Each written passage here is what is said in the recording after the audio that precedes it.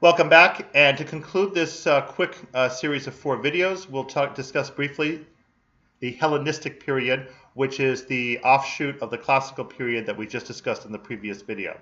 As I mentioned at the end of the previous video, the Hellenistic period began with the death of Alexander the Great, which was sudden due to an illness while he was still on campaign out in the empire that he was creating in the previous Persian world. He actually marched all the way out to India, and then his forces finally told him to stop when he was around the Ganges River. He turned around and was on his way back to Greece, but he died of an illness before he came back.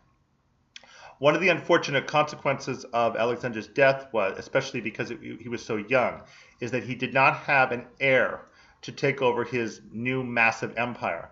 And obviously no kind of law or code or anything had been established as to how this new empire was going to be created. So as a consequence, there was a lot of power fighting in different portions of this large empire, and it gradually split up into different areas. So you have the Macedonia area, you have the Egyptian area, you have the mainland Greece area, and so forth. Mainland Greece itself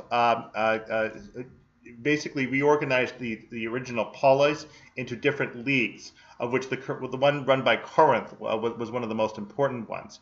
It was actually the conquest of the Corinthian League by the Romans in 146 BC that finally effectively put an end to Greek independent history as we know it, because at that point Greece, following after its neighbor, the Macedonians, 25 years before that, came to become a province under the Roman Empire. And although obviously it continued to exist, at that point, its own Greek identity is pretty much lost from the standpoint of the ancient world. So in this period, therefore, we see an erosion of the polis setup that we had in the 2 previous ages. And now Athens itself no longer has a stable democracy. Because of that, the Athenians who had this democracy in the classical period, where the comic playwrights could be very direct in fingering the Athenian democracy as defective, pointing to particular politicians and saying, this one's bad, this one's doing awful things, look how ridiculous this one is, satirizing them all effectively. All of that disappears because once the Macedonians come in and take over the whole Greek world, including Athens, there isn't that democratic spirit to be willing to listen to the voice of the people, what's often commonly called the vox populi, as to any kind of feedback as to what the leaders do better. They're there to rule, and that's all that matters to them.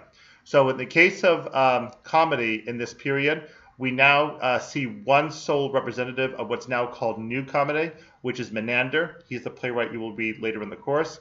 Menander's works, unfortunately, do not tend to be as popular as the ones of Aristophanes, mainly because it's, frankly, much less immediately enjoyable. Menander's comedy, the one surviving called Discalus, actually is a very humorous and fun comedy, but it takes a little bit of effort to read it in order to really see the full extent of the humor. Probably it would be the kind of thing that if it was seen on stage would be a lot more meaningful than trying to read it in print.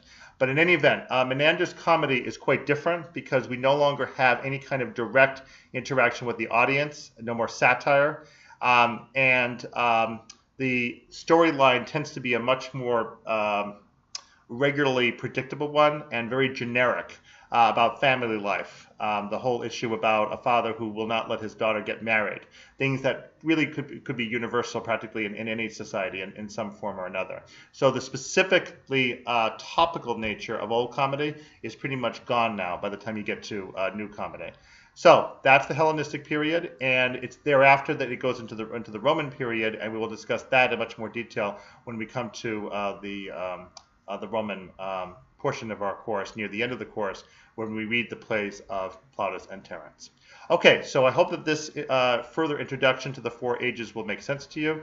And now we're going to start in with, as we continue the series of Athenian history videos, we will look much more closely at particular events in Athenian history that matter for the development and evolution of comedy.